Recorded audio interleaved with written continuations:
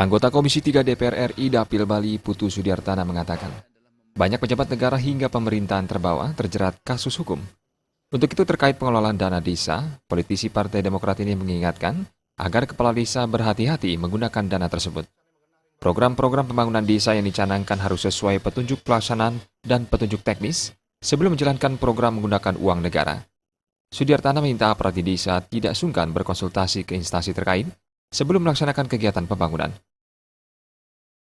Mari bersama-sama menyambut anggaran yang ada ini ke Provinsi Bali, disambut dengan knowledge, pendidikan yang baik supaya penyerapan dana dari pusat ke daerah, baik dana desa, transfer daerah, hibah, bisa terlaksana untuk membangun Bali secara utuh. Harus rajin kepala desa belajar untuk mengetahui juknisnya yang ada. Jangan duduk aja, mesti harus komunikasi terhadap SKPD, Bupati, Gubernur untuk memahami bagaimana.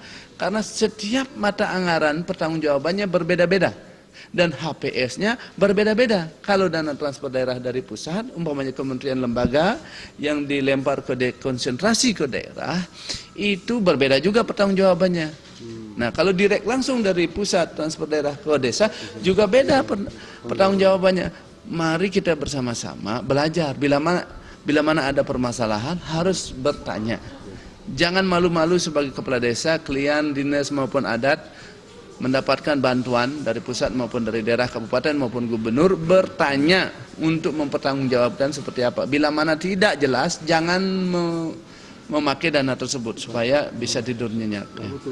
Saat ini, dana desa untuk Bali termin kedua sudah cair 72,8%. Alokasi dana desa di Bali sebesar 185,6 miliar rupiah diterima untuk 636 desa dinas. Jumlah dana yang diterima masing-masing desa berbeda-beda tergantung luas wilayah, jumlah penduduk, tingkat kemiskinan, dan kesulitan topografi. Terbatasnya jumlah desa penerima juga terkait dengan kabupaten kota yang belum selesai menetapkan peraturan daerah mengenai penetapan desa adat atau desa dinas. Penetapan itu sesuai isi Undang-Undang Nomor 6 Tahun 2014 tentang Desa. Gus Ngurah, Bali TV.